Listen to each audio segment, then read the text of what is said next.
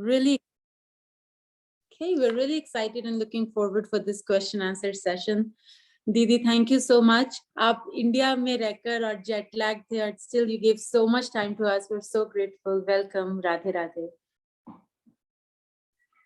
तो before we begin, आपको बस सबको रिमाइंड करवाना है कि ऊपर टॉप पे there are 3 dots. You just click on that. There's an emoji or emoticon that says raise hand. अगर आपको कोई भी प्रश्न हो तो आप raise hand कर सकते हैं और हम आपको spotlight करेंगे. आप अपना question पूछ सकते हो. और if you don't want to ask for some reason, आप type भी कर सकते हो and then I will ask on your behalf. Okay, we will now begin. सबसे पहले है अभिराम भैया. Go ahead, ask your question. दीदी राधे राधे।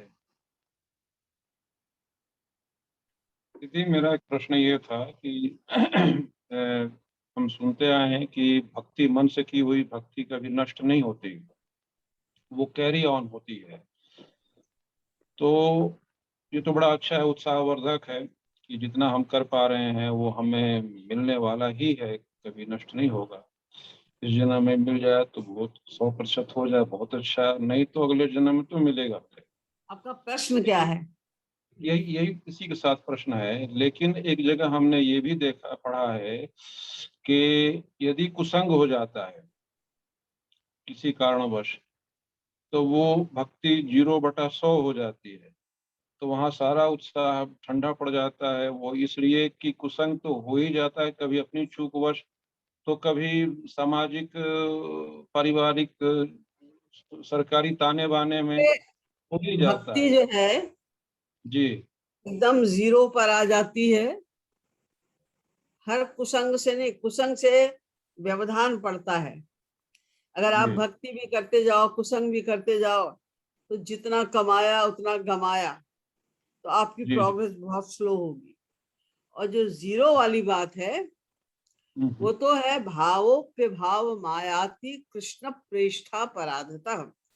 अगर महापुरुष के प्रति अपराध बन जाए तो तुम्हारी भक्ति एकदम समाप्त हो जाएगी, नीचे क्लास में आ जाओगे। अगर आप माधुर्य भाव की भक्ति में हो तो आप वात्सल्य में, वात्सल्य वालों का या दास वालों का जो स्टेटस होता है वहां तक आप नीचे आ जाओगे। किंतु इसका ये मतलब भी नहीं है कि जो आपने कमाया था वो सदा के लिए आपने खो दिया, इसमें कोई संदेह नहीं।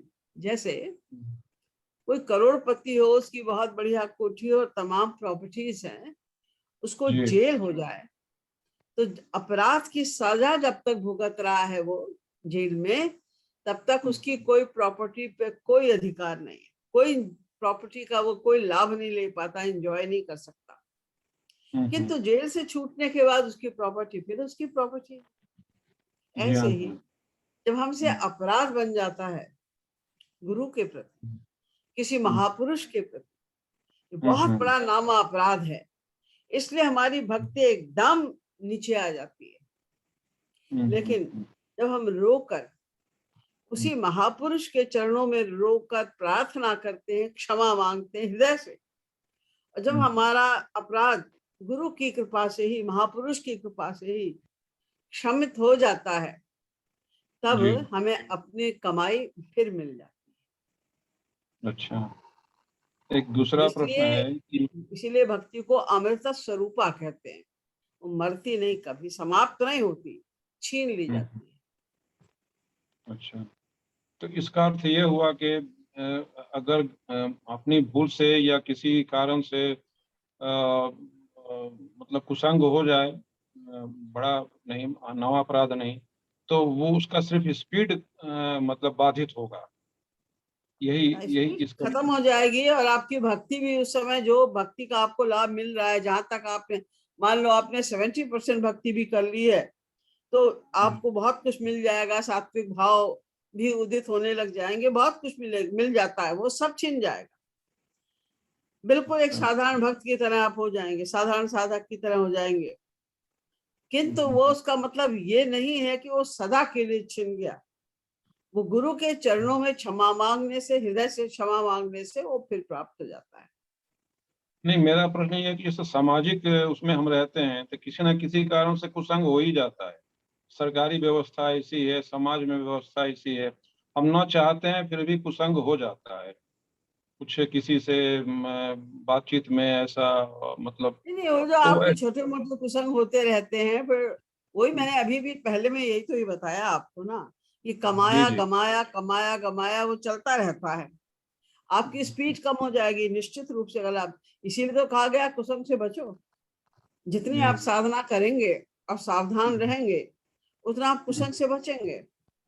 कुसंग से बचेंगे तो आपकी साधना स्पीडी होगी, तेज से होगी। और अगर आप कुसंग से नहीं बचेंगे, और आप जैसे कह रहे हैं, आप कहते हैं कुसंग तो हो ही जाता है, हो ही कैसे जाता है, आप करते हैं तब हो जाता है, अपने आप कुछ थोड़ी हो जाता है। बचना तो पड़ेगा हमें खुद ही, अपने मन को ठीक रखना पड़ेगा, तत्व ज्ञान को साथ रखना पड़ेगा, हमें अपने आप बचना है उस कुसंग से। हो ही जाता है कहने से काम नहीं चलेगा। एक दूसरा प्रश्न ये है कि हम जय नाद करते हैं, जय घोष करते हैं, तो इसमें हरि गुरु के अतिरिक्त भी कई पर्सनालिटीज का जय घोष करते हैं, और कभी कभी तो देश का भी जय घोष करते हैं या अन्य सामाजिक गण्यमान्य व्यक्तियों का भी जय घोष करते हैं। तो यह अनन्यता के की मर्यादा का उल्लंघन होगा? देखिए, जब हम अनन्य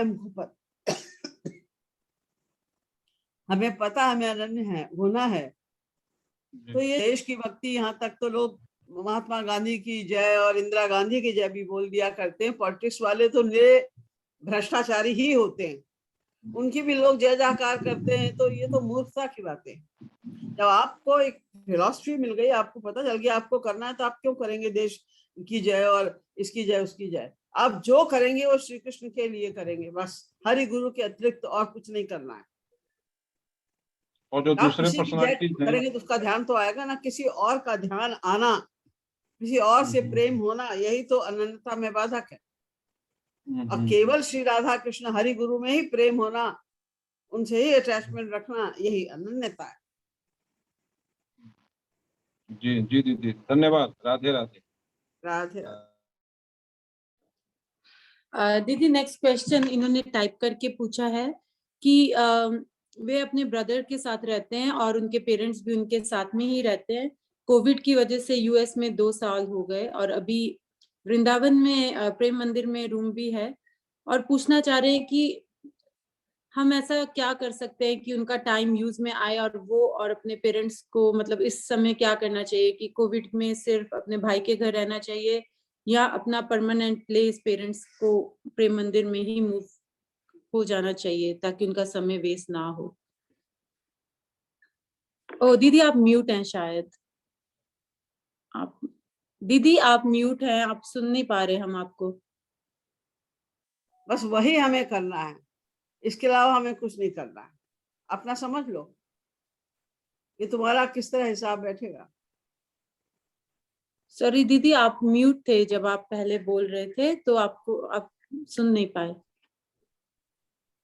मैंने ये कहा कि जिस तरह हिसाब बैठे, पेरेंट्स के साथ रह के, भाई के साथ रह के, अकेले रह के, जिस तरह भक्ति बढ़े वैसा करो।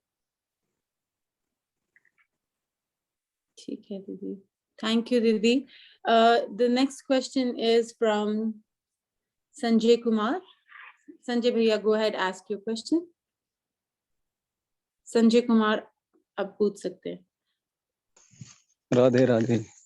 राधे राधे। मेरा ये प्रश्न है कि हम किसी गरीब में भगवान की भावना से दान करते हैं तो उसका क्या फल है?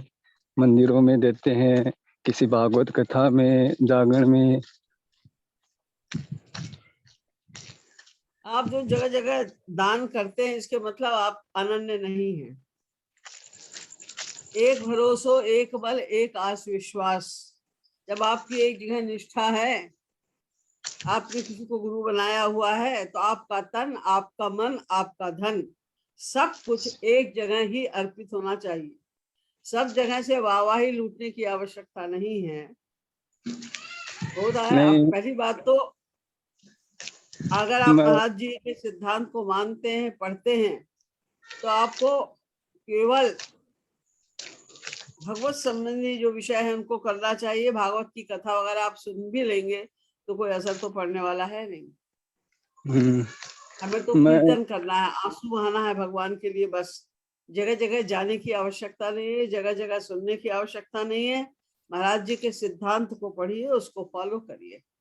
मैं अपने घर और जो वालों को भी है समझाने आपका तन मन धन की सेवा को केवल गुरु के लिए ही दीजिए। अपने घर वालों को समझाने के लिए पूछ रहा हूँ। हैं? अपने घर वालों को समझाने के लिए पूछ रहा हूँ। नहीं, घर वाले थोड़े आपको कंपेल करेंगे कि आप इसको दान करो, इसको दान मत करो। ये तो नहीं, आपकी वो अपनी करते इच्छा की बात है। वो करते हैं, वो अब वो करते करते हैं हैं। तो उन्हें करने दो, आप नहीं करो। और मैं मंदिर में पूजा करता हूँ और लोगों का पैसा है वो भगवान के निमित्त लग जाए इसलिए उनसे दान लेता हूँ। उसका क्या सही है? मंदिर में आप सेवा करते लोगों से दान लेते हैं? हाँ, मंदिर में उनका पैसा है वो भगवान के एरिया में लग जाए इसलिए। नहीं, उनसे दान लेते भी हैं तो आपको एक ही जगह पे सब धन लगाना है। कहीं से भी धन आपके पास पैसा आता हो इससे मतलब नहीं है। आपको खर्च उसको एक ही जगह पर करना है, अपने गुरु की सेवा में। धन्यवाद। राधे राधे। या Radhe Radhe. The next is Deepchand. आप पूछ सकते हैं। दीपचंद वर्मा, गो ahead, ask your question. Radhe Radhe दीदी। राधे राधे। दीदी मेरा एक प्रश्न था कि एक तरफ गुरुजी महाराज कहते हैं कि मैं सब जीवों का योगक्षेम ग्रहण करता हूँ और दूसरी तरफ एक फिलोसफी में ये बताते हैं भाई जिससे मैं प्यार करता हूँ उसका सब कुछ छीन लेता हूँ, उसका संसार छीन लेता हूँ। तो इसमें दोनों में क्या डिफरेंट है? ये अगर उसका सब कुछ छीन लेंगे तो फिर वो भक्ति कैसे कर पाएगा? फिर संसार में कैसे रहेगा, कैसे सब क्या कुछ करेगा? छीन इसका थोड़ा लेते सा हैं डिफरेंट। संसार का, क्योंकि सांसारिक संपत्ति ही हमारा बिगाड़ रही है सब कुछ। जब हमारे पास अधिक संसार होता है तो हम उसी में लिप्त हो जाते हैं, फिर हम भगवत स्मरण नहीं करते। अब क्योंकि गुरु हमारे हितैषी हैं और वो हमारा योगक्षेम वहन करते हैं, इसलिए जहां कहीं भी आपकी आसक्ति होगी वो छीन लेंगे।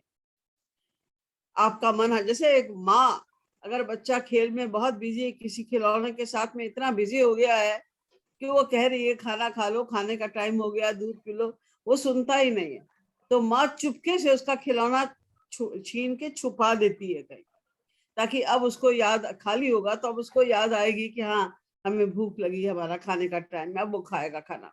इसी प्रकार जिस चीज में भी हम लिप्त हो जाते हैं, जिसके कारण हमारी भक्ति में बाधा पहुंचती है, वो अगर भगवत कृपा होगी, गुरु की कृपा होगी तो वो उसे छीन लेंगे। अर्थो नर्थस्य कारणम, अनर्थ का सबसे बड़ा कारण धन है।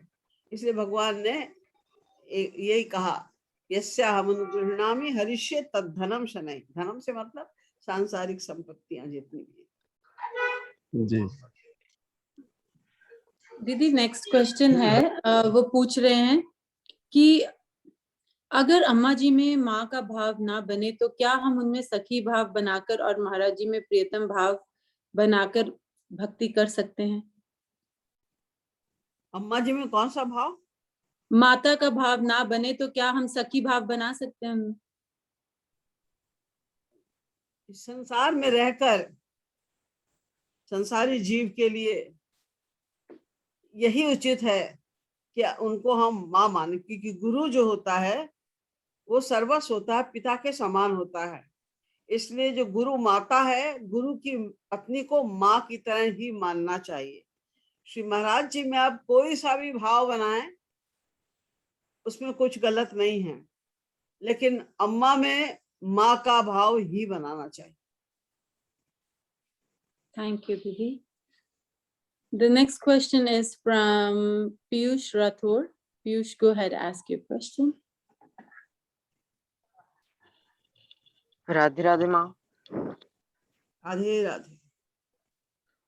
माँ मेरा ये क्वेश्चन था कि जब भी हमें बुरे विचार आते हैं तो महाराज जी ने और उस दिन आपने भी बोला था कि जोर जोर से राधे राधे बोलो, राधे राधे बोलो, जिससे वो विचार डाइवर्ट हो जाएगा कहीं दूसरी जगह। तो जब हमें उन्हीं के लिए बुरे विचार आए तो क्या करना चाहिए? क्या इससे कभी मेरा अपने आप कल्याण को हो पाएगा धिक्कारना क्या? चाहिए। नहीं। अगर श्री महाराज जी के प्रति, गुरु के प्रति दुर्भाव आए तो अपने को धिक्कारना चाहिए, प्रायश्चित करना चाहिए, क्योंकि ऐसा करने से हमारी साधना चौपट हो जाती है, हमें साधना का कोई फल नहीं मिल पाता। एक तरफ आप साधना करो, दूसरी तरफ अपराध करते जाओ, तो फिर लाभ तो कुछ मिलेगा ही नहीं। इसलिए अपने आप, जब गुरु के प्रति दुर्भावना आए तो अपने आप को धिक्कारना चाहिए, आंसू बहाना चाहिए, क्षमा मांगनी चाहिए गुरु से। तो माँ इसको डाइवर्ट कैसे करें? राधे राधे बोलिए। जब भी दुर्भाव मन में आए तो आप जोर जोर से राधे राधे राधे राधे बोलिए। सोचिए, गुरु का ध्यान कीजिए, सोचिए कि हमें बचाओ, हमारे मन को आप ठीक करिए, हमारे ऊपर कृपा कीजिए। ऐसा सोच के राधे राधे जोर जोर से बोलिए, तो मन डाइवर्ट होगा। माँ मेरा एक दूसरा क्वेश्चन भी था कि जैसे महाराज जी ने बोला है कि भगवान के एरिया में बहुत भोले बन के रहना चाहिए और संसार में परम चालाक। तो संसार में ऐसे परम चालाक मतलब क्या आप कोई एग्जांपल दे सकती हैं कैसे रहना चाहिए? ये संसार में चालाक यूं होना चाहिए, सावधान रहना चाहिए कि अगर कोई हमसे मीठा बोल रहा है, कोई आपके घर में बिना बुलाए बार बार आ रहा है, बिना मांगे आपकी सहायता कर रहा है, तो सावधान हो जाना चाहिए कि बैकग्राउंड डेंजरस है, यानी उसे, उसका कुछ हमसे विशेष स्वार्थ है। नहीं तो कोई क्यों करेगा आपकी सेवा अनावश्यक, बिना कहे, बिना किसी स्वार्थ के? क्योंकि हर जीव तो अपने सुख के लिए जी रहा है ना, स्वभाव है हमारा। जब तक हमें आनंद नहीं मिल जाएगा, हम जो भी करेंगे वो केवल अपने सुख के लिए करेंगे। तो बिना आपके कहे, बिना आपकी इच्छा के वो आपकी सेवा कर रहा है, आपको से मीठा बोल रहा है, आपसे प्रेम प्रदर्शन कर रहा है, इसका मतलब उसका कुछ स्वार्थ है आपसे। आपको सावधान रहना चाहिए, उसकी बातों में नहीं आना चाहिए। ये संसार में चालाक बनने का आशय है। और भगवान के यहाँ परम भोले बनो, यानी कुछ भी छुपाओ नहीं, जैसे हो वैसे ही उनके सामने रहो, वैसे ही अपने आप को प्रकट करो। अपने स्मार्ट बनने की कोशिश उधर मत करो, झूठ मत बोलो, घुमा जी। फिरा के बातें मत करो गुरु से, हरि से। सिंपल सादा आपका जैसे हो वैसे ही अपने आप को प्रकट करो। जैसे हम अनंत पापों से युक्त हैं, अनंत दोषों से युक्त हैं, तो प्रतिक्षण हमें ये मानना है भगवान के सामने कि हम हैं। हम स्वीकार करें इस बात को कि हमारे अंदर अनंत दोष हैं और ये दोष किसी साधन से नहीं जाएंगे। इसलिए मेरे ऊपर कृपा करो, केवल आपकी कृपा से ही ये दोष जाएंगे। इस भावना को हमें उनके सामने बढ़ाना है। थैंक यू दीदी। राधे राधे। Thank you. दीदी ये क्वेश्चन थोड़ा लंबा है, पर उन्होंने बोला है, रिक्वेस्ट की कि पूरा रीड करना है, तो इसीलिए मैं रीड करूंगी। साधना भक्ति या भाव भक्ति में जो आनंद रस का अनुभव होता है साधक को, उसका वह भोग करने लगता है, आनंद का भोग करता है। तो क्या ये सकाम भक्ति के अंतर्गत आता है, या मैं गलत सोच रहा हूँ?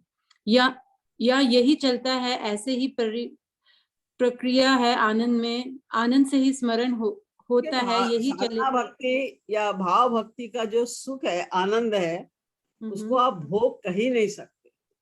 इंद्रियों का जो हम आनंद लेते हैं संसार संबंधी, उसे भोग कहते हैं।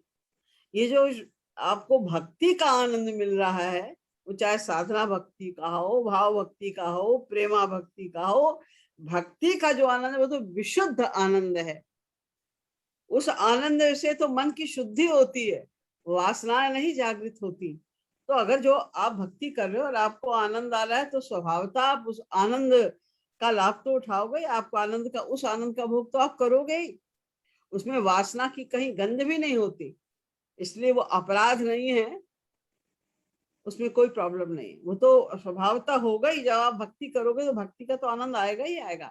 भगवान का नाम लोगे, आपका जितना मन शुद्ध होगा, भगवान का नाम लोगे, उसका इतना रस आएगा।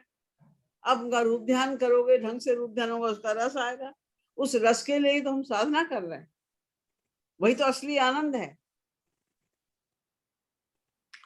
तो दीदी फिर उससे निष्कामता भंग नहीं, वो सुख को निष्कामता ही नहीं, बोला जाएगा। नहीं नहीं नहीं, उससे कोई निष्कामता भंग नहीं होती। भगवान से अपनी इच्छाएं बनाना हमारी, ये हम इसलिए भक्ति करें कि हमारी भगवान ये इच्छा पूरी कर दें, हमें ये दुख है, हमें इस दुख से छुटकारा मिल जाए। संसार संबंधी कुछ हम अगर उनसे आशा करते हैं, मांगते हैं, वो गलत है। लेकिन भगवान का जो रस मिल रहा है हमें नाम गुण लीला आदि के कीर्तन से, वो तो मिलेगा ही, उसका रस तो मिलेगा ही मिलेगा। उसको तो आप अवॉइड कर भी नहीं सकते। तो अच्छा लगेगा, लगना भी चाहिए। थैंक यू दीदी।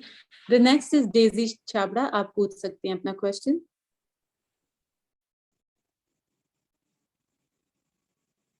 बोलिए राधे राधे। आप अपने आप को अनम्यूट कीजिए, पहले अनम्यूट का आपके प्रॉम्प्ट आएगा, अनम्यूट कीजिए।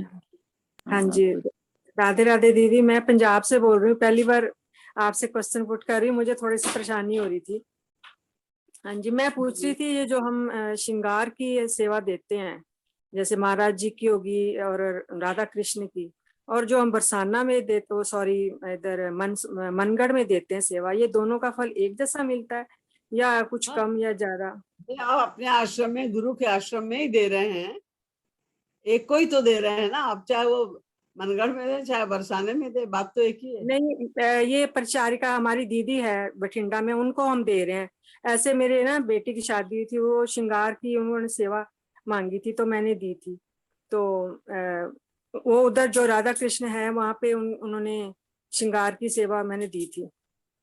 तो इन दोनों का फल एक जैसा है, अभी देनी चाहिए या कैसे? आप थोड़ा सा क्लियर कर दो। सिंपल बात ये है कि जिसको आप देंगे, जिसकी, जैसे आपने प्रचारक ने कुछ आपसे कहा कि सेवा करो, और हाँ आपने जी, प्रचारक को प्रसन्न करने के लिए सेवा की, तो सेवा तो वो हाँ भी है, ईश्वरीय सेवा है। और आपने सीधे मनगढ़ में सेवा की, तो सेवा हाँ जी, दोनों है, लेकिन जिसको आप देंगे उसका फल मिलेगा। यानी जिस व्यक्ति को आप दे रहे हैं उसका जो स्तर है, जैसे अच्छा, श्री महाराज जी ने भी बहुत बार कहा है, आप तामसी व्यक्ति को दोगे तो तामसी फल मिलेगा, राजसी व्यक्ति को दोगे तो राजसी फल मिलेगा, सात्विक व्यक्ति को दोगे तो सात्विक फल मिलेगा, गुणातीत महापुरुष को दोगे तो महापुरुष का फल मिलेगा। तो आप जहां दोगे आप खुद समझ लो कि कहाँ देना श्रेष्ठ है, तो जहां भी आप दोगे उसका फल आपको मिलेगा। नहीं, मेरा मनगढ़ में जाना इतना जल्दी नहीं होता, कभी 3-4 साल बाद एक बार जाती हूँ, मुझे कुछ थोड़ा सपोर्ट नहीं घर से मिलती, तो वहां पे मैं कई बार कुछ और सेवा भी दे देती हूँ, वो कहते भी आगे हम दे देते हैं, तो ऐसे अगर वो बिल्कुल कहते हैं ठीक हम है। आगे दे देते हैं तो अवश्य दीजिए उनको, फिर तो आपकी वहीं जा ही रही है सेवा। अच्छा, जो श्रृंगार की दी है ये सेवा कम इसका फल मिलेगा, या ये भी मैं उधर ही कर देती, नहीं मुझे श्रृंगार की नहीं देनी, मुझे ये मनगढ़ में उधर ही देनी है, तो ऐसे बोल सकती हूँ मैं, या कैसे भी कर सकती हूँ ऐसा? देखिए इतना वो मत करिए, ये तो आपके को पता है कि आपकी श्रद्धा कहाँ ज्यादा है। अगर आपकी प्रचारक में अधिक श्रद्धा है या महाराज जी में अधिक श्रद्धा है, जहाँ आपकी अधिक श्रद्धा है वहां दान कीजिए। नहीं, मतलब कि अब मैंने श्रृंगार की दे दी है तो फिर राधा कृष्ण और जब महाराज आपने जी दे को। दी है तो वो भी कोई पाप तो नहीं किया ना आपने, भगवती हाँ जी, हाँ भगवान जी, के मूर्ति के श्रृंगार के लिए दिया है तो दे दिया है, तो वो भी अच्छा कर्म है। ठीक। थैंक यू आपने डेजी गलत दीदी तो फॉर संसार में क्वेश्चन। तो नहीं दिया है ना, हाँ वो जी, एक क्वेश्चन प्रचारिका है और तो है। हाँ जी, नेचुरली ठीक। उनका जीवन महाराज जी के लिए ही है। और ये मैंने कोई नामापराध तो नहीं किया, ऐसा पूछ के भी नहीं नहीं, मुझे कोई नाम ऐसे? अपराध नहीं। हाँ जी, थैंक यू एक डेजी क्वेश्चन और। दीदी। आपका आप म्यूट में हो गए हैं, I think this is line. आप नेक्स्ट मे अच्छा, बी पूछ सकते हैं अगर शॉर्ट क्वेश्चन है, नहीं तो हाँ वील जी, हाँ जी, मैंने पूछना था, ये जो अपने पितृलोक का है, जो वहाँ पे हमारे जैसे ही लोग जाते हैं, वहाँ पे उम्र कितनी होती है लोगों की? सुना है भी 1000 साल होती है, तो वो तो जन्म ले लेते हैं अपना इधर ही मृत्यु कौन लोक से में, या लोग की कैसे? बात कर रहे हैं हम? पितृलोक की बात कर रही हूँ, लोग कहते हैं वहां पे हाँ 1000 साल होती है उम्र लोगों की, तो वो तो हमारे जैसे ही लोग जाते हैं उनकी 1000 साल वहां होती है, तो वो तो जन्म ले लेते हैं 1 साल के अंदर सब इधर ही अपने कोई हमारे जैसे जो है देखिए पितृलोक भी बहुत कम लोग जा सकते हैं, जाते हैं, क्योंकि पहले तो सभी सात्विक कर्म करने वाले होते थे। सतयुग में तो सभी सात्विक कर्म करते थे, हाँ जी 90% लोग। त्रेता में उससे कम हुए सात्विक कर्म करने वाले, द्वापर में उससे कम हुए, और कलयुग में उससे कम हो गए। आजकल तो कोई भी पूर्णतया विशुद्ध सात्विक कर्म करता ही नहीं, जी इसलिए बहुत कोई इन्हें गिने ही पितृलोक तक जाते होंगे, नहीं तो बाकी सभी लोग यहाँ से, इस शरीर से निकलकर चंद्रलोक होते हुए नरक लोक जाते हैं। नरक लोक में अपने कर्मों का फल भोग के और फिर अपने कर्मों के अनुसार कहीं ना कहीं जन्म लेते हैं।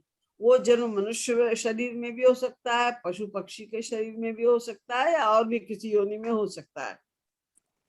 ये मनुष्य जो लोग, सब हाँ लोग जी पितृलोक जाते भी नहीं और जाने की कामना करनी भी नहीं चाहिए, क्योंकि ये तो स्वर्गाधिक लोक है ना। इन हाँ लोक जी में थोड़े दिन अपने पुण्य के अनुसार हर व्यक्ति कुछ दिन रहता है। ये नहीं कहा जा सकता कि हर व्यक्ति 1 साल रहता है, कि 10 साल, कि 100 साल, कि 1000 साल, नहीं। ये उसके अपने पुण्य कर्मों पर डिपेंड करता है।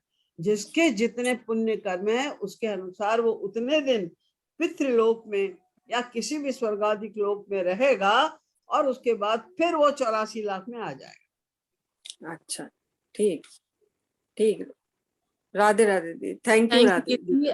The next is Saurabh Sharma. दीदी मैंने आपसे उनके बिहाफ पे पूछा था क्वेश्चन, तो वो शायद सेटिस्फाइड हुए नहीं, तो वो दोबारा आके खुद पूछना चाह रहे हैं। गो अहेड भैया, ask your question. Radhe Radhe दीदी, आवाज आ राधे रही है राधे। दीदी आपको? हाँ, हाँ दीदी, जैसे साधना भक्ति में जो आनंद मिलता है, तो उसमें साधक मतलब उसका आदी होने लगता है, तो वो सकाम है कि निष्काम है? मतलब उसमें समझ में नहीं पा रहे हैं कि वो सकामता निष्कामता की और उसमें कैसे पहचाना जाएगा उसमें। अरे साधना भक्ति में जब आप साधना करते हैं, भगवान में मन को लगाते हैं, तो वो तो निष्काम ही है। उसमें आप क्या कर रहे हैं? अगर आप भगवान की साधना इसलिए कर रहे हैं कि आपकी कोई सांसारिक इच्छा पूरी हो जाए, तब तो वो निष्कामता नहीं है। लेकिन आप केवल भक्ति पाने के लिए, भगवान में मन लगाने के लिए आप साधना कर रहे हैं, चाहे वो साधना भक्ति हो या भाव भक्ति हो, कुछ भी हो, तो फिर उसमें सकामता का क्या सवाल आ गया? नहीं, उसमें जैसे कुब्जा का उदाहरण महाराज जी देते हैं ना, कि उसने अपने सुख के लिए श्री कृष्ण की भक्ति किया, और उसने हम भी कर रहे हैं उन्होंने तो। कामना बनाई ना, कि तुम उनकी कामना थी कि वो अपने सुख के लिए श्री कृष्ण को अपने पति के रूप में चाहती थी। ये अपने तो सुख दीदी के लिए कामना तो किया। हमारी भी है, कामना तो हम भी जैसे बना रहे हैं ना, उसको सुख को हम ले रहे हैं बार बार। उनको उनसे संबंध, जो उनका पत्नी के रूप में संबंध था, और अपने इंद्रियों के सुख के लिए किया। अगर आप भी इसीलिए कर रहे हैं तो वो गलत है, तो निष्कामता नहीं है। लेकिन अगर आप केवल भक्ति पाने के लिए, भगवान का प्रेम पाने के लिए केवल निष्काम भाव से भक्ति कर रहे हैं, तो वो सकामता नहीं है। तो दीदी निष्कामता का एक बार फिर से रिपीट कर दीजिए उसको, मतलब किस प्रकार ले, क्योंकि आनंद तो रहेगा, उसको हम मिटा तो सकते नहीं है, तो आनंद ये में वो आनंद, निष्कामता आप कैसे वो आएगा? बात आप समझने की चेष्टा नहीं कर रहे हैं। जी जी, आनंद दोबारा आना ये तो आवश्यक है, नहीं तो आप साधना करेंगे ही क्यों? अगर आपको जी। साधना में आनंद नहीं आएगा तो आप कितनी देर साधना कर पाएंगे? साधना करने में आनंद आना अच्छी बात है, इसीलिए हम साधना करते हैं। लेकिन उस साधना करते समय हमारे मन में कामना नहीं होनी चाहिए, संसार संबंधी कोई भी कामना। कुब्जा ने कामना बनाई, यद्यपि उसकी कामना भगवान संबंधी ही थी, लेकिन अपने सुख की कामना उसने बनाई कि हमें इस रूप में तुम प्राप्त हो जाओ, हमें प्रियतम रूप में तुम प्राप्त हो जाओ। ये इसलिए नहीं कि हम उनको सुख पहुंचाएंगे, इसलिए कि इससे हमको सुख मिलेगा। तो वो सकामता है, भक्ति है, लेकिन वो सकाम भक्ति है। आप अभी साधक भी नहीं बने पूरे, और आपने कामना शुरू कर दी, तो आप तो भक्ति ही नहीं है, ना सकाम ना निष्काम। अभी हमें कोई कामना नहीं बनानी है, बस भक्ति पानी, उनका प्रेम तो मिले हमें पहले। ये तो अवतार काल की बात है। कुब्जा तो श्री कृष्ण के अवतार काल में ऐसा हुआ था अवतार काल में तो लोग देखते भी हैं, भगवान को प्रत्यक्ष कर देखते हैं। हमें तो साधना करनी है केवल उनकी भक्ति, उनका प्रेम पाने के लिए। इसके अलावा कोई कामना नहीं बनानी। कुछ और कामना आती है तो सकामता है। बस ये भाव रखेंगे तो गोपी भाव तक पहुंच जाएंगे। ये भक्ति पाना, प्रेम हाँ, पाना, पहले इसमें हाँ, कोई आप दिक्कत नहीं। बिल्कुल पहुंचेंगे। जी। आप ये मन में वो रखिए तत्व ज्ञान कि हमें सदा निष्काम ही रहना है। कोई कामना बन भी जाए तो अपने आप को धिक्कारो, सोचो कि हमने क्यों कामना बनाई, क्या समझा हमने अभी तक, क्यों हम कामना बना रहे हैं। उससे उसको हटाओ। अभी बनेगी कामना, हम लोग ये कामना बनाते आए अनादिकाल से। तो जब आप साधना शुरू करते हैं तो ये सब होता है, कामना आमना बनती है, तो हमें उसको हटाना चाहिए, प्रयास पूर्वक उस भावना से दूर रहना चाहिए। जी, धन्यवाद दीदी। Radhe Radhe. The next is Deepika Chantila. Go ahead, ask your question, Deepika.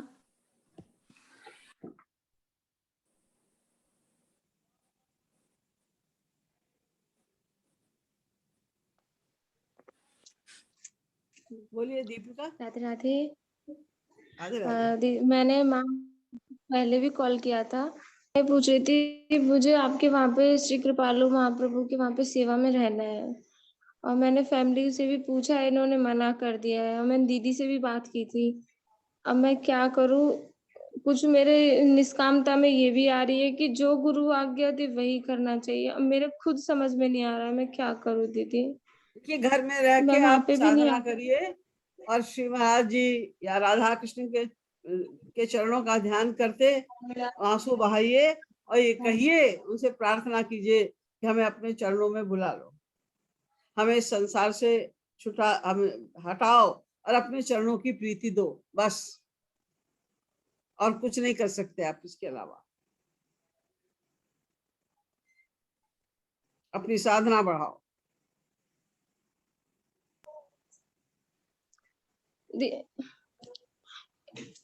एक चीज और पूछना है। मैं प्रयास करती हूँ, जैसे मैं आपसे कांटेक्ट में बात कर रही हूँ तब भी हाइड होना पड़ता है मुझे बार बार।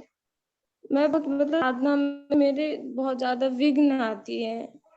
मैं इनसे उस टाइम पे तो क्रोध में ये निकल जाता है कि संसारी जीव जो मुझे दुखी करता है, मतलब साधना में विघ्न डालता है, बहुत ज्यादा फीलिंग हो जाती है, फिर क्रोध भी आता है, फिर उनसे सॉरी भी मांग लेती हूँ। यही मैं सोचो क्या कि अगर करूँ? मतलब हमें इनको भी नहीं समझा। साधना में बाधाएं हमारे आ रही हैं तो हमारे ऐसे संस्कार रहे होंगे, पूर्व जन्म में हमारे कुछ गड़बड़ कर्म होंगे, हमें साधना का अवसर मिला होगा और हमने उस पर ध्यान नहीं दिया होगा, गुरु कृपाओं को ठुकराया होगा, इसीलिए ये सब कष्ट हो रहा है। इसलिए किसी और को ब्लेम मत करो। जो घर वाले तुम्हें नहीं करने दे रहे हैं साधना, उसका संबंध पिछले जन्म से है। वो नहीं करने दे रहे हैं क्योंकि हमारे संस्कार गड़बड़ हैं, इसीलिए ऐसा हमारे साथ हो रहा है। सबके साथ तो नहीं होता ऐसा, हमारे साथ हो रहा है तो हमारे कर्म गड़बड़ हैं, तो हमें अब ठीक करना है। बजाय किसी और को ये टाइम, इसमें टाइम बिना बात के खराब होगा ना, कि आप किसी और को ब्लेम करो, उसको उसके ऊपर गुस्सा करो, ये करो वो करो। वो टाइम आप स्मरण में, भगवान के स्मरण में निकालो कि आप चाहे जितनी भी हमारी परीक्षा ले लीजिए, अब हम गड़बड़ नहीं करेंगे, हम आपके चरणों में ही रहेंगे। तो आप, कोई डांटता है या कोई आपको बुराई करता है, आपको साधना करने से रोकता है, तो मनी मन आप राधे राधे राधे राधे बोलते जाओ, उसके लिए आपको कौन रोक देगा। मनी मन आप हरि गुरु का स्मरण करते जाओ, उसके लिए आपको कोई नहीं रोकेगा। जब आपके जो भी अपराध हैं उसकी क्षमा होगी तो आपका तेजी से मन फिर बाद में लगेगा। इसलिए साधना करते जाओ। जैसे नाली में कोई क्लॉग आ जाता है, कुछ अटक जाता है तो पानी बहता नहीं, वो हट गया तो एकदम तेजी से बहेगा पानी। ऐसे ही आप साधना करते जाओ अपना, वो एक न एक दिन वो साधना रंग लाएगी और आपके सब मार्ग खुल जाएंगे।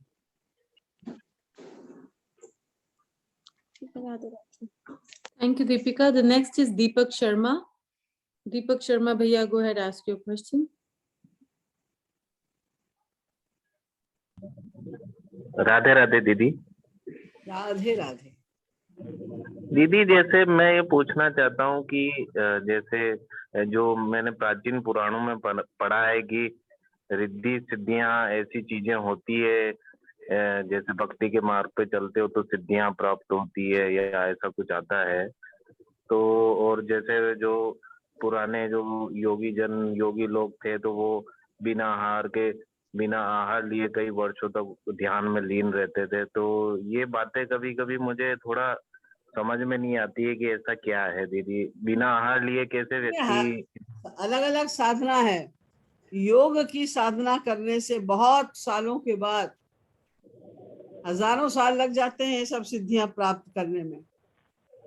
आजकल के युग में जैसा हम लोग का शरीर और जैसी हम लोग की आदतें हैं उसके अनुसार तो योग की साधना सही कुछ होती ही नहीं है कहीं भी।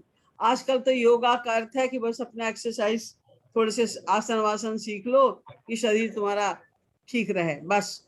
योग का मतलब तो उसमें तो 8 उसके पार्ट्स होते हैं। यम, नियम, आसन, प्रत्याहार, प्राणायाम, ध्यान, धारणा, समाधि, वहां तक की साधना होती है। पहले इंद्रियों पे कंट्रोल करो, फिर मन पे कंट्रोल करो, फिर संसार के विषयों से मन को हटाओ, फिर उसके बाद प्राणायाम करो। ये सब साधना, यम, नियम, आसन, प्रत्याहार और प्राणायाम, ये 5 क्लास तो होते हैं शरीर को ठीक करने के लिए। फिर उसके बाद ध्यान, धारणा, समाधि, ये 3 क्लास होते हैं मन को भगवान में लगाने के लिए। वो तो कोई करता नहीं है। तो इतना करने के बाद भी योग के द्वारा व्यक्ति सिद्धियां प्राप्त करता है। और वो जब सिद्धियां आती है, अभी क्योंकि अभी ईश्वर प्राप्ति नहीं होती है, लेकिन जब योग की साधना बढ़ती है तो सिद्धियां प्राप्त होती हैं। जब सिद्धियां प्राप्त होती है तो अहंकार आ जाता है। अहंकार आया तो सब किया धरा चौपट हो जाता है, नीचे गिर जाता है, पतन हो जाता है उसका। तो इसलिए हमें और चीजों के चक्रों में पड़ना ही नहीं, केवल सीधे सीधे भक्ति करो। उसमें ना आपको कोई सामग्री चाहिए, ना कोई ये रेस्ट्रिक्शन, इस दिशा में चलो उस दिशा में चलो, ना कोई ये कि इतना पहले वैराग्य कर लो, कुछ नहीं। आप बस भगवान का स्मरण करिए, जहां भी बैठ जाए आप, जो जगह आपको मिल जाए भगवत स्मरण कीजिए, उनसे प्रेम प्राप्त करने की चेष्टा कीजिए, भावना बनाइए हमें उनका प्रेम प्राप्त करना है। प्रेमी को तो किसी सारी सिद्धियां अपने आप मिल जाती हैं, किंतु वो भगवत प्राप्ति के बाद मिलती है, इसलिए अहंकार नहीं आ पाता। क्योंकि प्रेमी के तो अंडर में भगवान हो जाता है जो सिद्धिदायक है, समस्त सिद्धियों का देने वाला। भगवान जिसके अंडर में आ गया उसकी सिद्धियों की क्या बात है। वो सिद्धि प्राप्त करनी है जो सिद्धि प्राप्त करके कभी छिनती नहीं, घटती नहीं। हमें तो केवल भक्ति से मतलब, भक्ति ही असली कुंजी है, वो मास्टर की। आप भक्ति को प्राप्त करें बिना किसी और कामना के। कुछ नहीं मांगना है संसार का सामान। ये संसार के तो संपत्तियां चरणों में लौटती हैं भक्तों के, और वो तो देखते भी नहीं उधर। वही चाहिए कि महाराज जी ने वही रास्ता दिखाया। राधे राधे जी। थैंक यू भैया। Next is Anushka Suri. आप अपने आप को अनम्यूट कर सकते हैं। गो ahead, ask your question. Radhe Radhe दीदी जी। राधे राधे। दीदी, मेरे राधा गोविंद गीत में मुझे 1-2 दोहे समझ में नहीं आए। भक्ति चैप्टर का है ये। भक्ति है ऐसा तत्व गोविंद राधे जिसमें है सातों विभक्ति बता दे। दीदी, ये सातों विभक्ति, ये आपने क्योंकि संस्कृत नहीं पढ़ी इसलिए आपको समझ में नहीं आ रहा है। सातों विभक्ति जो होती हैं, कर्ता, कर्म, करण, अधिकरण, संप्रदान, अपादान और संबोधन कारक, ये 7 विभक्तियां संस्कृत में होती हैं। तो कर्ता माने जो कार्य का कर्ता करने वाला है। तो भक्ति में ये सातों विभक्तियां लागू हो जाती हैं, क्योंकि भक्ति हमें करनी भी है और भक्ति को प्राप्त करना है। कर्म कारक हो गया, भक्ति के द्वारा ईश्वर प्राप्ति करनी है। करण कारक हो गया, भक्ति के लिए हमें सब कुछ करना है। ये संप्रदाय कारण हो गया, भक्ति से ही सब कुछ मिलेगा। ये अधिकरण कारण हो गया, और भक्ति में ही हमें हमेशा के लिए रम जाना है। ये हो गया अधिकरण कारक। और भक्ति भगवान से ही हमारा, भक्ति से ही हमारा संबंध है, संबंध कारक है। तो सातों विभक्तियां इस तरह लागू हो जाती है भक्ति में। जी जी, आगे के दोहे फिर उसी से रिलेटेड थे, क्योंकि आगे जी ने वही, आगे के जो दोहे हैं इसके, वो वही शायद एक्सप्लेनेशन है जो आप बता रहे हैं। कर्म कारक लिखा हुआ है उसमें। बस दीदी इतना ही। Thank you. Radhe Radhe. Radhe Radhe. Thank you. And the next is Anushka Suri. Go ahead, ask your question. अभी पूछा दीदी मैंने तो। पूछ लिया, आपका रेज्ड हैंड था अभी, सॉरी। आनंद प्रकाश।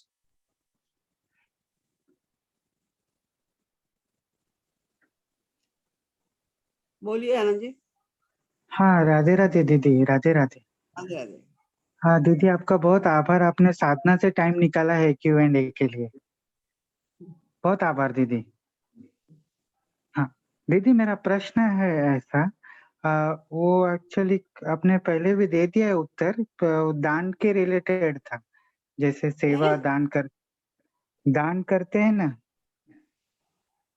सेवा और दान करते हैं, उसके रिलेटेड था। तो जैसे पहले बताया आपने, पात्र को लेके फल मिलता है।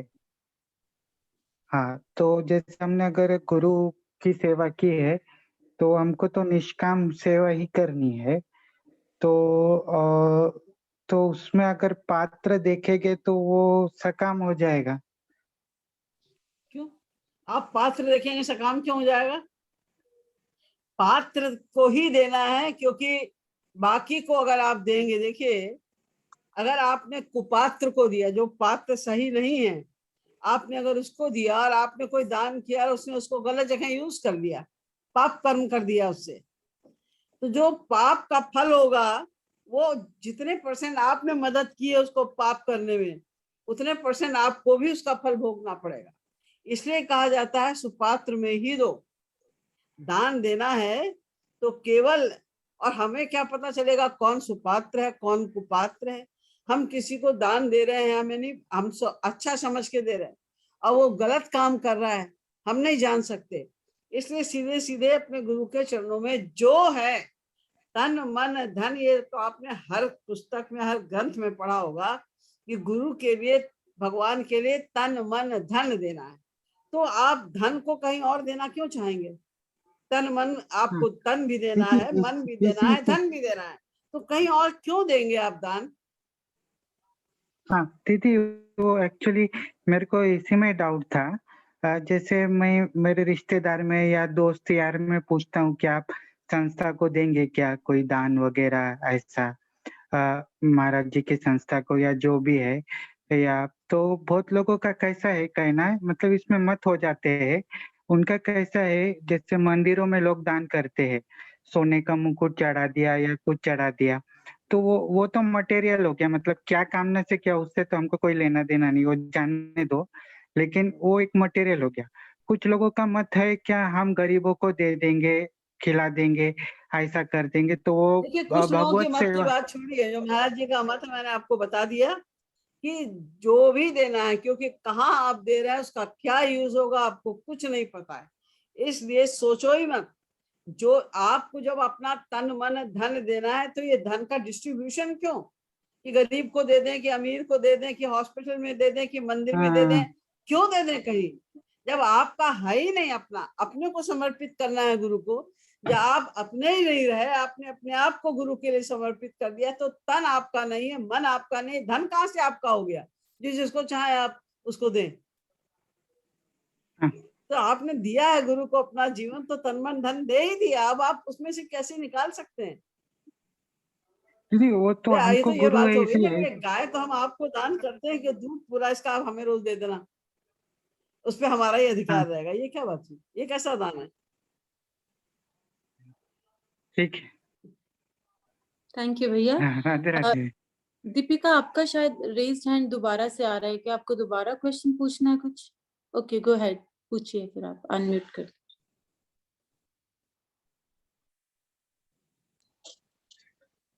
मुझे ये पूछना है, जैसे हम साधना करते हैं उसमें हमें कुछ भावनाएं जो कृपालु महाराज की कृपा से होती है, वो किसी को शेयर करनी चाहिए या नहीं? मतलब किसी को बताना चाहिए वो या अपने नहीं? अनुभव लोगों को शेयर नहीं करने चाहिए, क्योंकि तो मुझे एक छोटा सा कीर्तितस्य पूछना है। भवेत्, जो जितना आप वो करेंगे, जाहिर करेंगे अपने भावनाओं को, तो उतना ही ज्यादा वो घटती जाएगी। गुहितस्य भवेत् वृद्धि, कीर्तितस्य भवेत् क्षयः। जितना आप जितना आप फैलाएंगे अपनी बात को, कहेंगे दूसरों से, भवेत् क्षयः, उतना नुकसान होगा आपका। इसलिए अपने अनुभवों को यथासंभव किसी को बताना नहीं चाहिए। अगर कोई खास ऐसा व्यक्ति है जिसको थोड़ा बहुत हिंट करने से, बताने से लाभ हो रहा है, तो थोड़ा बहुत आप बता देना चाहिए दीनता पूर्वक, लेकिन फिर भी सिद्धांत यही कहता है कि मत बताओ। गोपनीयम गोपनीयम गोपनीयम प्रयत्नता, जितना हो सके छुपाओ। ठीक है दीदी, मुझे एक और पूछना है। मैंने दीदी से पूछा था कि मैं वहां पे आना चाहती हूँ, मैंने आपको पहले भी बताया। वहां पे आने के लिए मैंने ये सोचा था कि भाग के आ जाऊं, तो उसके लिए भी मुझसे दीदी ने मना किया है। लेकिन दीदी मैं अपने आप को कैसे समझाऊं कि जब तक श्री कृपालु महाराज की इच्छा नहीं होगी मैं वहां नहीं जा सकती। तो बस अंदर उन्हीं ही के अंदर मैं महाराज अकेले जी के चरणों में रोक कर आप प्रार्थना कीजिए कि हमें आप बुला लो, बस, और कोई साधन नहीं। दीदी लोग कैसे कह सकती हैं कि आप भाग के आ जाओ? आप भाग के आ जाओ, कल आपके परिवार वाले आ जाएं और आश्रम पे लांछन लगाएं, हंगामा फैलाएं, तो वातावरण खराब होता है ना आश्रम का। तो वो तो जब तक माँ बाप की परमिशन नहीं होगी या आप अपने स्वतंत्रता पूर्वक नहीं आ सकने के योग्य होंगे, तब तक वो नहीं आने देंगे आपको। इस तरह भाग कर आने की सलाह तो वो नहीं देंगे।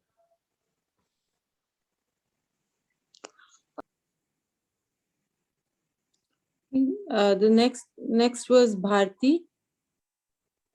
आपका रेज हैंड डाउन हो गया, तो भारती जी आप पूछना चाहते हैं अपना क्वेश्चन, और I can move to the next.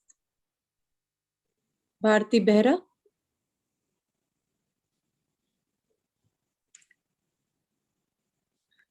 हो गई अनम्यूट। जी दीदी पूछिए अपना question. I think there's a network problem. Bharti Didi, can you hear us? The next would be Gopal. दीदी आपकी आवाज नहीं आ रही है भारती दीदी। I can see you talk, but I can't hear you. सुन नहीं पा रही आप।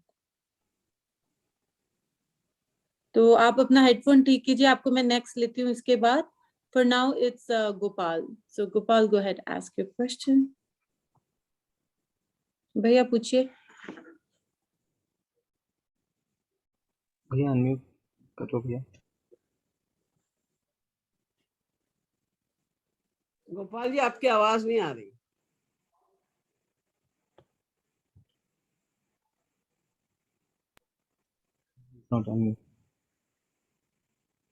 राधे राधे। हाँ राधे राधे। दीदी मैं यह जानना चाह रहा था कि महाराज जी ने अपने जीवन काल में कोई चमत्कार दिखाए थे? महापुरुष लोग चमत्कार दिखाते नहीं, लेकिन हो जाते हैं। और ऐसे चमत्कार तो जाने कितने हुए उनकी लाइफ में, एक से एक बढ़कर। आपने वो जो महाराज जी के समस्त जितनी भी लीलाएं, उसके ऊपर एक पुस्तक है कृपालु सुधा रस, वो आपने पढ़ी है क्या? नहीं, कृपालु सुधा रस तो नहीं पढ़ी। नहीं, अब वो आप मनगढ़ से ले सकते हैं किताब। उसमें महाराज जी के चमत्कार ही चमत्कार हैं, बहुत प्रकार के। दीदी कोई एक आपके मुंह से सुनने को मिल जाएगा? देखो अभी इस समय क्वेश्चन आंसर का समय है। जिनके मन में कोई जिज्ञासा है, कोई प्रश्न है साधना संबंधी, ये सेशन विशेषकर उन लोग के लिए ही रखा गया है। कि कोई ऐसा प्रश्न है जिससे उनकी साधना में बाधा पहुंच रही हो। अब ये तो चमत्कार तो इतने हैं महाराज जी के पग पग पर, किंतु उसका इस समय नहीं है कि मैं उन चमत्कारों की चर्चा करूं। दीदी एक चीज और पूछना चाह रहा था कि दीदी राधे राधे। हाँ बोलिए। राधे राधे। राधे राधे बोलिए। दीदी जैसे कि मैं साधना करता हूँ, तो कोई मेरे मिलने जुलने वाले, क्या मैं उनको अपने साथ बिठा के साधना के लिए प्रेरित कर सकता हूँ? हाँ, अगर आपके पास साथ में कोई आपके मित्र या रिश्तेदार या कोई भी हैं जो इंटरेस्टेड हैं भगवत विषय में, तो उनको महाराज जी की फिलॉसफी भी बताइए, साधना भी बताइए, और उनके साथ साधना आप कर सकते हैं। अवश्य करें, ये तो बड़ा भारी उपकार का कार्य है। किसी को भी ये प्रेरणा देना कि वो साधना करे या श्री महाराज जी की फिलॉसफी का पालन करे, उनके पास तक पहुंचे, तो बहुत बड़ा शुभ कार्य है। अगर कोई ऐसा है इच्छुक है तो आप अवश्य इसको साथ लेकर चलें। जी दीदी, राधे राधे। दीदी नेक्स्ट क्वेश्चन है, एक्चुअली आई एम भारती दीदी को पहले ट्राई कर लेते हैं, उसके बाद ये पूछेंगे। भारती बेरा, आप दोबारा से अनम्यूट करके ट्राई कीजिए।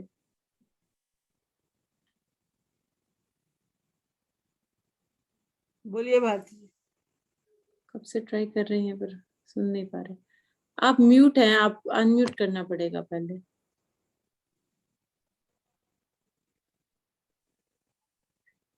तो दीदी नेक्स्ट वो टाइप्ड क्वेश्चन ये है कि यदि हम किसी व्यक्ति को किसी बुरी हालत में देखकर भगवान से गो हेड बहुत डिस्टर्बिंग।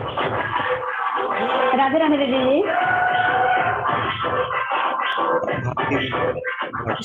इनको म्यूट करना पड़ेगा। भारती दीदी आपके पीछे बहुत बैकग्राउंड नॉइज है।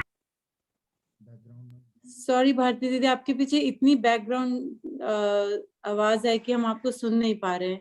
उसकी वजह से अगर आप कुछ क्वाइट प्लेस पे जाकर, हम आपको नेक्स्ट टर्न फिर से देंगे।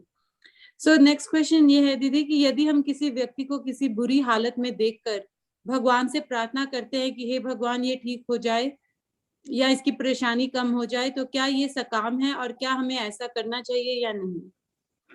नहीं, ये भगवान से ये प्रार्थना करना किसी को देखकर कि वो ठीक हो जाए, आप सेवा करिए उसकी जितनी हो सके, वो एक अलग बात है।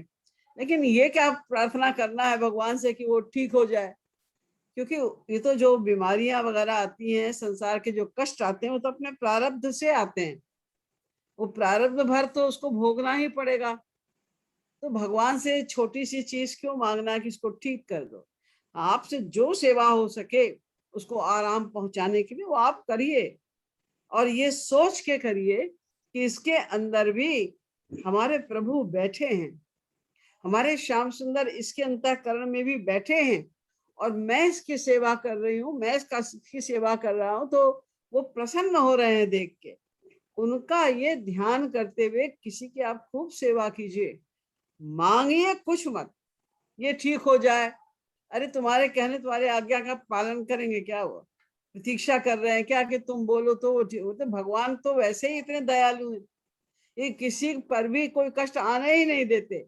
लेकिन अब प्रारब्धवश किसी को कोई कष्ट भोगना है तो उसमें भगवान कुछ नहीं कर सकते, कोई कुछ नहीं कर सकता, वो तो हर जीव को भोगना ही पड़ता है। बल्कि जो कष्ट में उसको भी ये सिखाओ कि राधे राधे बोलो, कि राधे राधे बोलने से, भगवान का नाम लेने से कष्ट स्वभावतः कम हो जाता है। खाली राधे राधे बोलो, ये मत कहो कि हे राधे हमारा कष्ट दूर कर दो, उसे भी ये नहीं कहना चाहिए, बस राधे राधे बोलो। राधे राधे बोलने का ही ये प्रभाव होता है कि वो भूल जाता है अपने कष्ट को। कष्ट तो हम चिंतन करते हैं इसलिए हमें ज्यादा कष्ट होता है। जब कष्ट विस्मृत हो जाए किसी भी कारण से तो कोई कष्ट नहीं होता है। थैंक यू दीदी। Next is Urvi. Urvi, go ahead, ask your question. Radhe Radhe दीदी जी। राधे राधे। दीदी जी, मेरा प्रश्न ये है कि हम जैसे श्री कृष्ण से माधुर्य जोर भाव से बोलेंगे आप? हाँ, तो दीदी जी मेरा ये प्रश्न ये है कि हमारी जो भक्ति है वो तो निष्काम ही होनी चाहिए।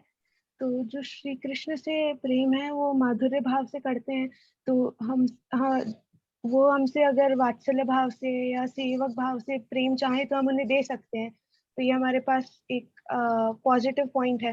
पर महाराज जी के प्रति जो भाव बनता है वो पिता का, या कभी ऐसा भाव बनता है कि वो माँ है या हमारे गुरु है।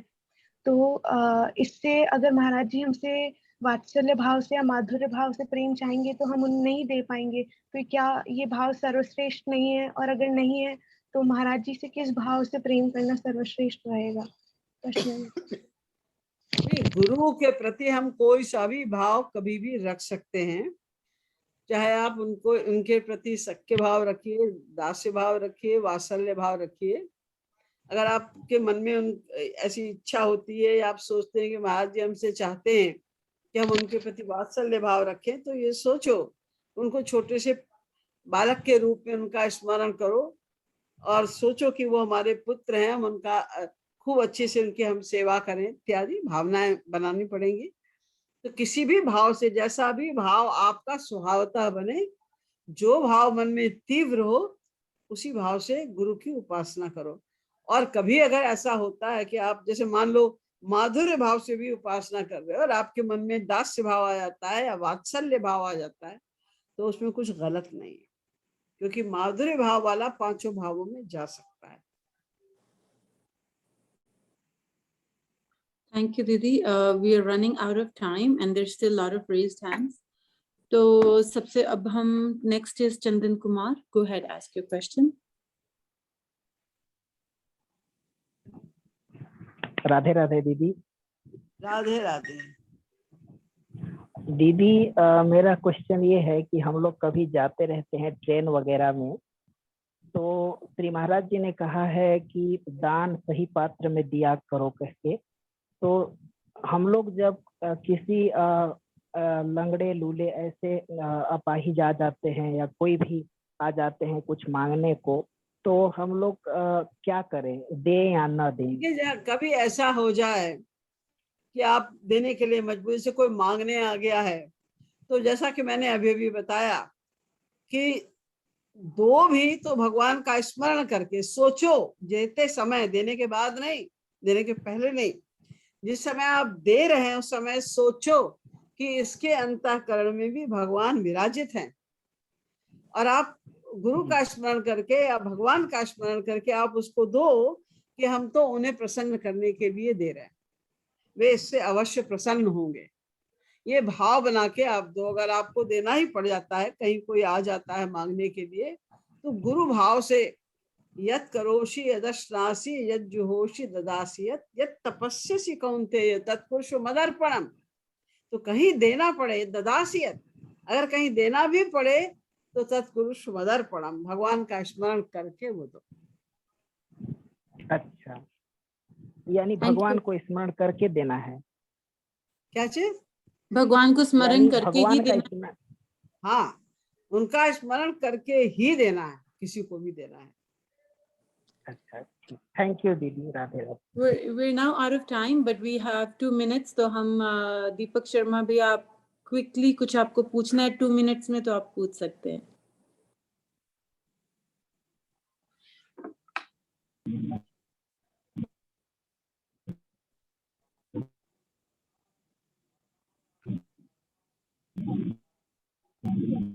भैया, we can't hear you.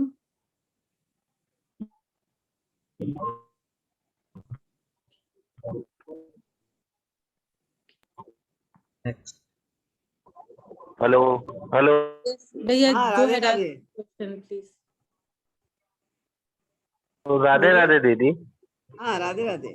दीदी, जैसे दीदी हम गुरु महाराज जी की भक्ति करते हैं और ध्यान, मतलब गुरु महाराज जी का ध्यान करते हैं, तो कई लोग कहते हैं कि मतलब बुराई करते हैं, निंदा करते हैं, और हमें बहुत बुरा लगता है उसके बारे में दीदी। तो ये कुछ मतलब हमें गुस्सा भी बहुत आता है। हम तो गुरु पथ पे चल रहे हैं और लोग उसका मजाक उड़ा रहे हैं, ये कह रहे हैं, वो कह रहे हैं, तो थोड़ा बुरा लगता है दीदी। तब क्या करें दीदी ऐसा? ये पहली बात तो ये भक्ति तो मन से होती है ना। अब उनको कहने की जरूरत ही नहीं है कि आप किसकी भक्ति कर रहे हैं, गुरु की कर रहे हैं कि हरि की कर रहे हैं। और दूसरी बात ये कि जब आप संसार में रह रहे हैं, तो जो लोग नहीं जानते महाराज जी को या नहीं मानते महाराज जी को, वो तो कहेंगे, बुरा भला कहेंगे।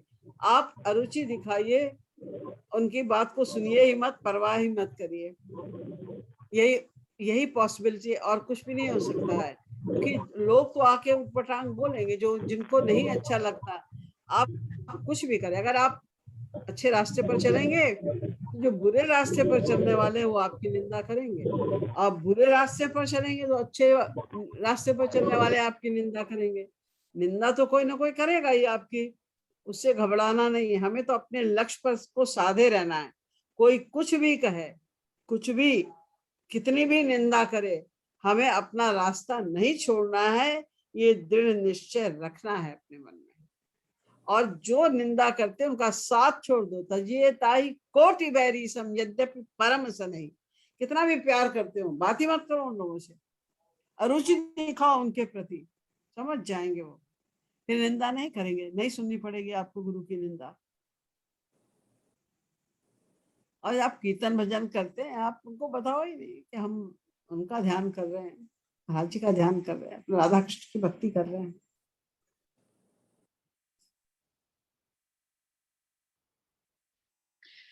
Thank you, Riya. And the questions are now finished. We will continue again when the time permits. Thank you everyone for joining. Radhe Radhe. आप सब लोग unmute कर अपने regards दीदी को दे सकते हैं. Thank you. Radhe Radhe. Thank you दीदी. राधे राधे आप सबको राधे राधे दीदी। राधे राधे राधे राधे दीदी। राधे राधे दीदी। राधे राधे राधे राधे दीदी। राधे राधे दीदी।